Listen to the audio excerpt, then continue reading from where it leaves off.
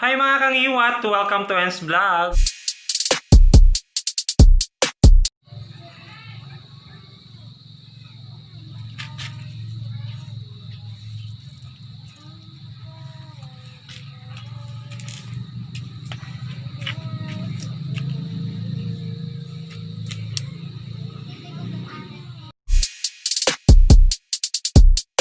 So ayan guys, ito yung gagawin natin. Wala na siyang laman.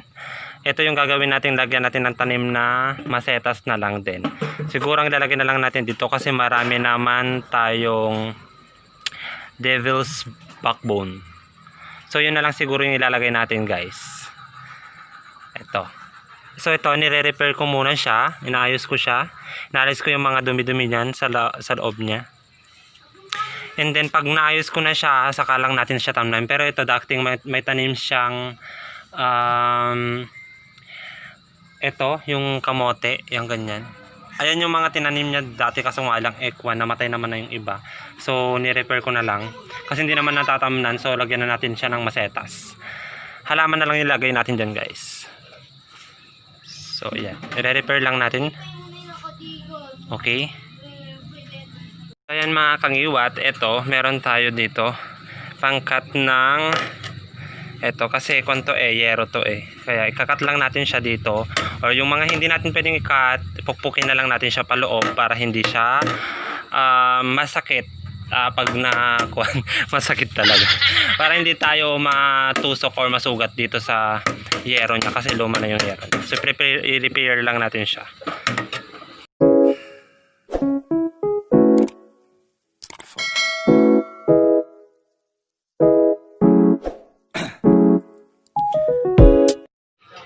So yan guys, nalis ko na yung dito niya. And then ang alisin lang natin yung dumi niya. Pero ito kasi ma-fertilizer naman tong kwan. Ma-fertilizer.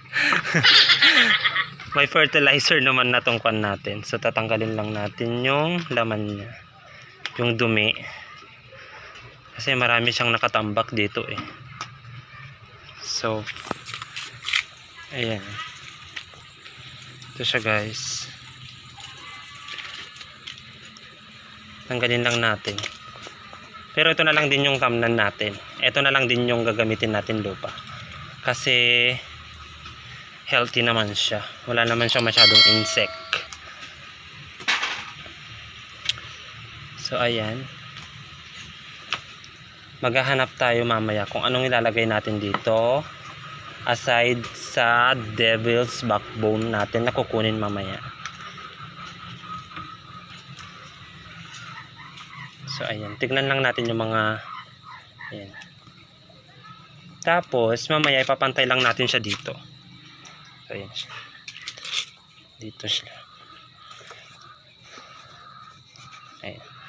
Maganda kasi ito yung sunog na ipa or yung kwan balat ng palay na sinunog. Ayan, may mga bote-bote siya.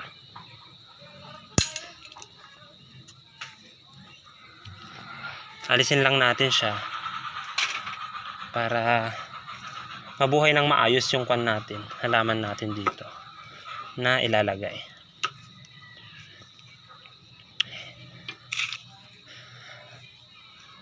Comment down below dyan mga kangiwat kung ano pa yung mga gusto nyo pagawa sa akin na DIY pot. So kailangan dapat DIY pot yung pwede natin i-recycle para gawing DIY. So ayan siya. So ito na yung mga natanggal natin. And mukhang malinis naman na siya mga kangiwat. Ito na lang, pukpukin na lang natin siya pababa. Tupiin na lang natin siya kasi mahirap siyang i-cut. So pukpukin na lang natin siguro siya. So ayan. So ayan, okay na siya. Ito.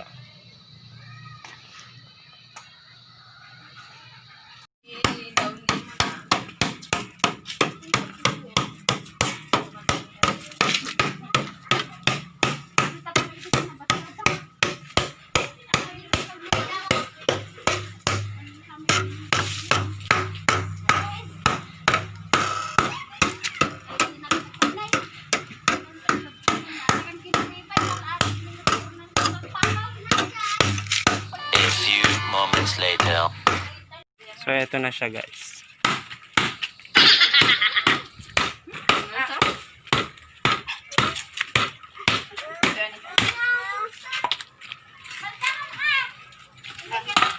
So eto na siya mga kangiwat. Ayan. Dinagdagat ko lang siya ng lupa kasi garden soil naman to. Ito na siya. Ay, may pan pa siya. So ayan, kukuha na tayo ng itatanim natin dito. So ayan mga kangiwat, ito yung mga ilalagay natin dito. Meron tayong pinapagate dito. Ito may kwan na siya. Pinapagate natin siya sa water. Ilalagay na natin sa sa soil. And zay plant. Zay plant. Meron din tayo dito ginunting-gunting dito kasi pwede siyang guntingin kahit wala siyang ugat. Mabubuhay. Ito ay isang devil's backbone. Tapos meron din dito AGLAONEMA. AGLAONEMA, isa siyang kind ng AGLAONEMA. Meron kasi tayo mga AGLAONEMA dito na ganito yung itsura niya guys. Ayan. Ito din, AGLAONEMA din to. AGLAONEMA at saka ito, snake plant. So ito yung mga ilalagay natin dito guys. So ayan mga kangiwat, mag-i-start na tayo. Ito yung mga ilalagay natin. Unahin natin to. Bakit mahaba at saka may mga ganito? Para magmukha siyang, pag nabuhay na siya, ikakat lang natin siya ng pantay-pantay at saka maganda siyang tignan. Pag meron siyang mga ganito, parang isa siyang damo-damo na lang niya pag meron siyang mga matatangkad na kasama dito. So, ayan. I-update ko kayo after 2 weeks siguro or 1 month para makita nyo yung outcome niya dito sa DIY pot natin. So ayan mga kangiwat, i-start natin itanim yung snake plant natin. So ayan.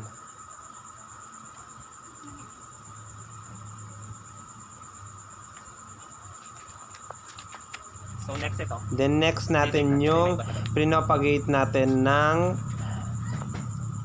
zay plant sa water. So ayan, hindi niya alam kung saan pwedeng ilagay, pero sa gilid na lang siguro, wag kabilaan na lang natin siya pwedeng ilagay. Nag-record na lang ako mga kangiwat kasi masyadong maingay kanina.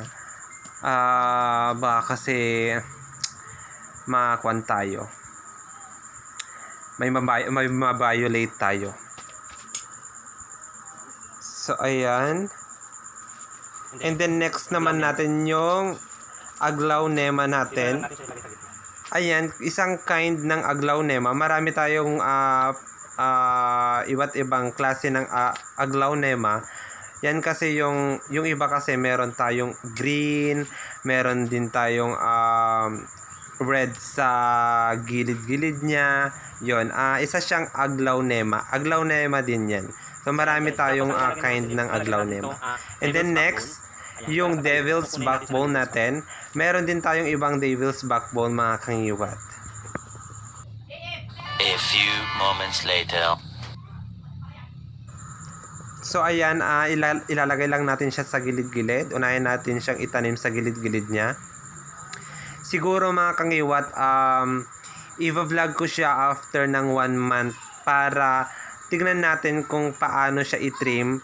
Kasi dapat hindi yan lalampas sa ibang nilagay natin dyan para parang damo lang niya. So hihintayin natin kumapal para maganda yung outcome.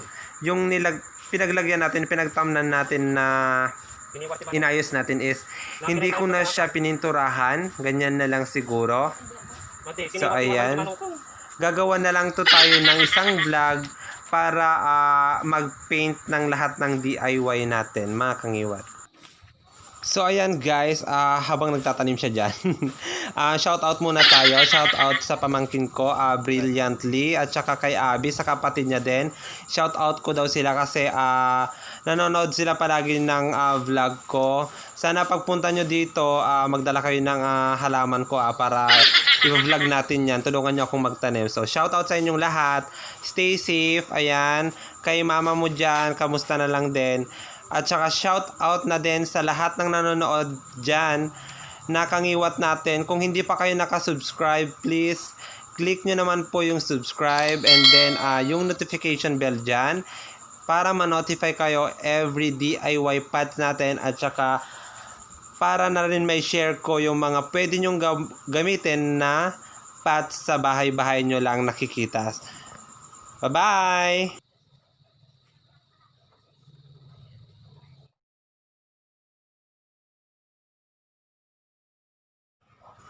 So ayan guys, okay na siya.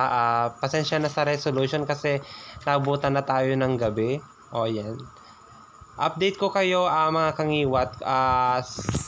After siguro ng 1 month para yung pagkat natin dito sa may devil's backbones natin. Para maganda yung outcome niya. I-update ko kayo mga kangiwat. That's all for today mga kangiwat. Don't forget to like, share, subscribe. Bye-bye!